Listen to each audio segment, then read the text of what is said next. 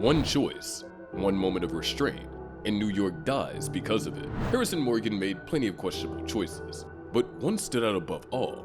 That night at the Empire Hotel. In the timeline we know, his dark passenger kicked in, and instead of calling security, he killed and dismembered Foster in one of the most brutal kills we'd ever seen. But what if Harrison had done the normal thing?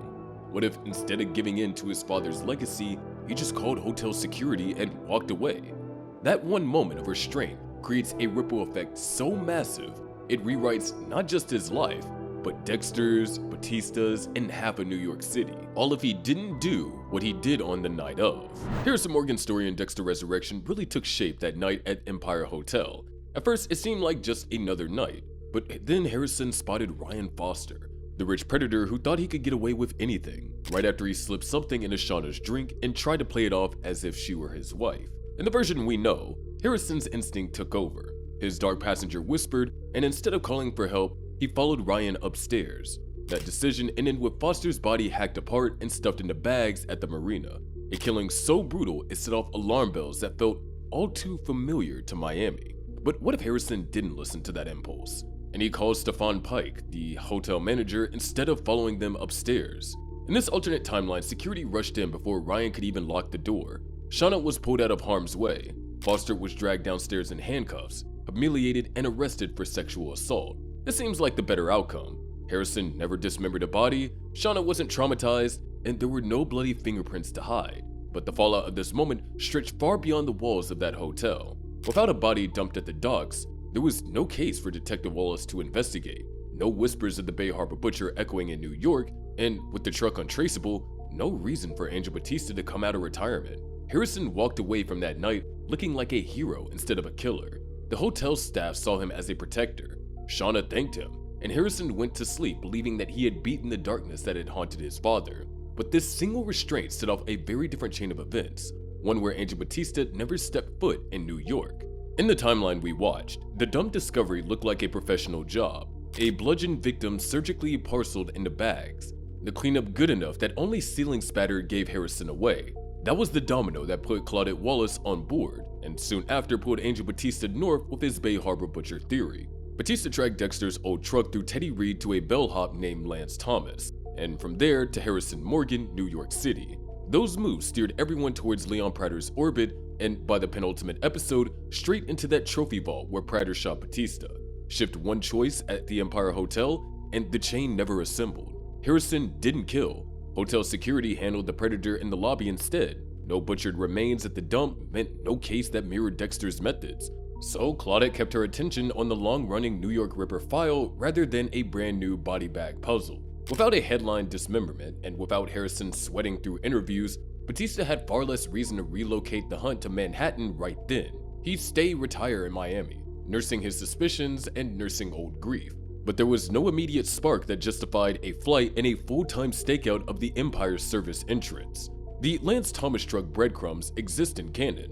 In this version, Batista never dug for it because nothing in New York screamed Dexter is active that day. That single absence kept him out of Prater's vault and saved his life.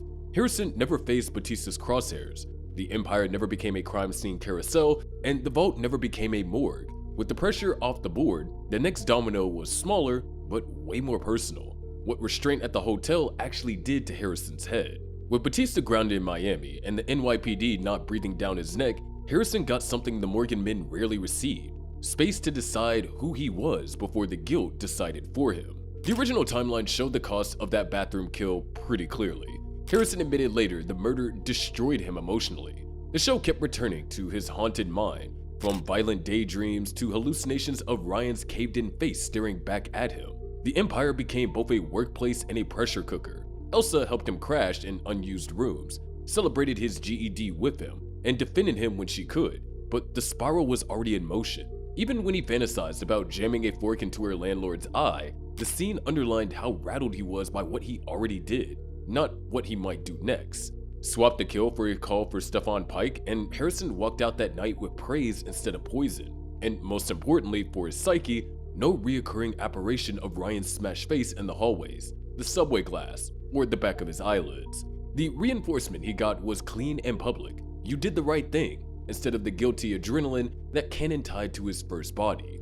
Elsa's support now landed on solid ground. She was helping a friend who prevented an assault, not covering for a boy running on secrets and sleeplessness. The GED party reads as a step into stability, not a brittle mask over a crime scene. That early win changed Harrison's entire self-story. He didn't have to prove he wasn't his father. He already chose a different path and watched it work.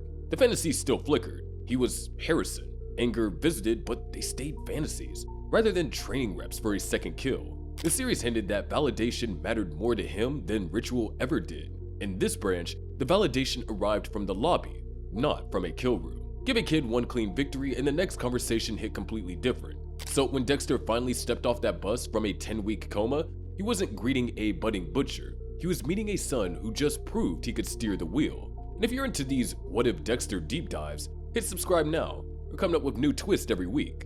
Our present-day Dexter came out of that 10-week coma and stepped into chaos. He learned Harrison butchered Ryan Foster, saw the dump bag splashed across every New York headline, and realized history was repeating itself. Instead of easing back into his son's life, Dexter's first task was damage control, covering Harrison's kill, worrying about the police interest, and silently reliving his own Bay Harbor butcher nightmare. Their reunion played out under a cloud of guilt and secrecy, but in this altered path, the Empire Hotel incident didn't spiral into a case file. Harrison never killed Ryan. There were no whispers about Miami's butcher coming back. When Dexter finally woke up, the storm he expected simply wasn't there. He found his son in a better headspace, proud of preventing an assault rather than drowning in the trauma of a first kill. This changed everything between them. Their early conversations weren't about plastic wrap, disposal, or covering tracks. They were about Harrison's GED, his job at the hotel, and the fact that management and Elsa actually saw him as reliable. Instead of lecturing Harrison or Harry's code, Dexter got the rare chance to talk like a father, not a mentor in murder. Of course, the darkness hadn't vanished. It never did. Harrison still had intrusive thoughts, moments of temptation, and flashes of anger. But now, Dexter had proof that his son could resist. That changed the way he parented completely. Instead of circling him with suspicion, Dexter entertained the possibility that Harrison might avoid the mistakes he made. And without an NYPD task force circling the Empire, father and son actually got space. They could go for drives without fearing patrol cars. They could sit down at diners without Dexter scanning every exit. The relationship had room to breathe. But the problem was, with no Foster investigation sucking him in, Dexter never crossed paths with Red Schmidt. In the real timeline, Ryan Foster's dismembered body bags turned New York into a crime scene. That pressure forced Dexter to pay closer attention to the city's unsolved killings, which eventually pulled him into the path of Red Schmidt, the rideshare driver quietly murdering passengers after hours. Dexter stalked him, confirmed the pattern, and when he finally made the kill, he took more than just a blood slide. He assumed Schmidt's identity. That disguise became the key that let Dexter infiltrate Leon Prater's secret dinners, placing him inside a circle of killers that rivaled his darkest urges. But with Harrison never killing Ryan, none of that unfolds. The police had no Foster case to connect to Bay Harbor. Dexter had no reason to hunt down a local butcher lookalike, and Red Schmidt's murders stay in NYPD files, lumped in with a string of disappearances and unsolved assaults that Wallace's team couldn't tie together. He kept driving, night after night, picking up victims, dropping their bodies in industrial lots, and fading back into the city. Without Dexter's intervention, Red wasn't a 2-week detour. He was an active predator who stretched his spree across months, and the ripple extended even further. In canon, Dexter sliding into Schmidt's shoes made him invisible to Prater's club. It gave him a seat at the table, literally. In this branch, the table stayed sealed. Dexter never took Red's phone, never answered those cryptic dinner invites, and never met Leah LaPierre, the Gemini twins, or Al Jolly. The killers went unchecked, emboldened by the safety of Prater's velvet-lined vault. What should have been a short-lived masquerade for Dexter became a missed opportunity that cost dozens of lives. And Red himself?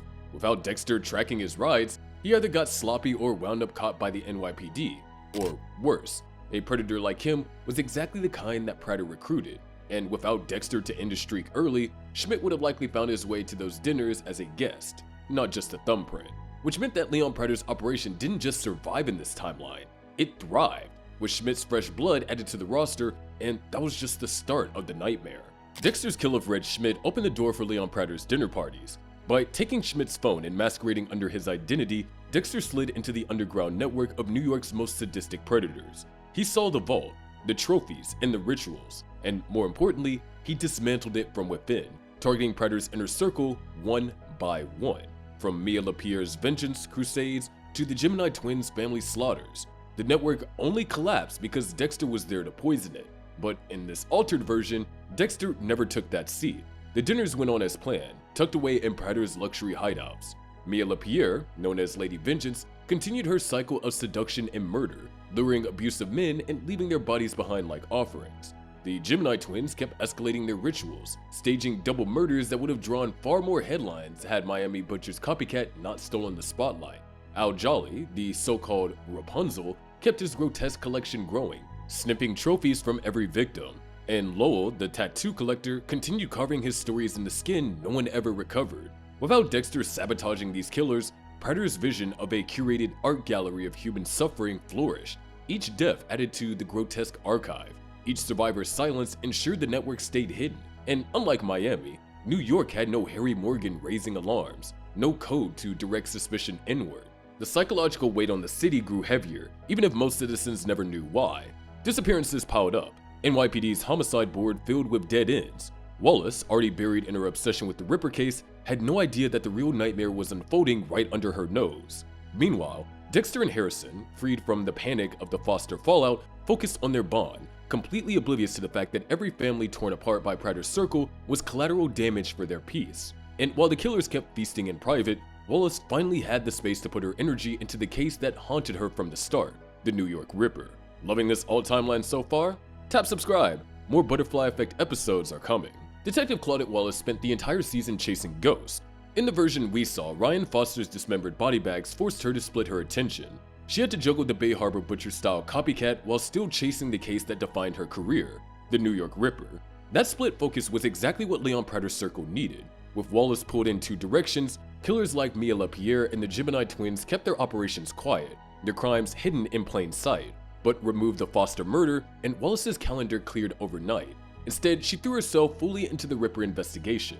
Every stakeout, every late-night file review, and every whiteboard marker went into solving her obsession. Without Batista arriving in New York to add Bay Harbor fuel to the fire, Wallace had no reason to take her eye off her original target. This changed her arc completely. In canon, she was always 2 steps behind, stretched thin, missing the connective tissue that linked the Ripper to his patterns. In this alternate path, she dug deeper, sooner. Without Dexter in her orbit to accidentally muddy trails or Batista pressing her theories from Miami, Wallace actually had the cleanest run at her case that she'd ever had. The version of her who died still thinking about unsolved files? Here, she might have closed the very case that haunted her. But even if Wallace cracked the Ripper, the irony was absolutely brutal. Her professional reputation rose, her name made headlines, and she may have even walked away as the detective who closed one of New York's longest-running nightmares. Yet, while she celebrated that victory, Predator's network kept stacking bodies, untouched, unexposed, and thriving in the dark. And the people who felt the difference most were back at the Empire Hotel. Elsa, Stefan Pike, and a staff that never had to lie their way through a murder investigation. At the Empire Hotel, the Ryan Foster case turned every hallway into a crime scene. In canon, Elsa Rivera had to cover for Harrison when detectives swarmed. Stefan Pike juggled staff gossip and police pressure, and the hotel's reputation teetered on collapse. The Foster dismemberment dragged everyone into Dexter's orbit, whether they wanted it or not. But in this version, none of that happened. When Harrison made the call instead of swinging the toilet tank lid, Elsa never provided a false alibi. She was just the desk clerk who rented Harrison a room now and then, not the woman keeping his darkest secret. Stefan Pike never had to deal with homicide detectives parading through his lobby talking about the bathrooms being too clean or giving awkward statements to reporters.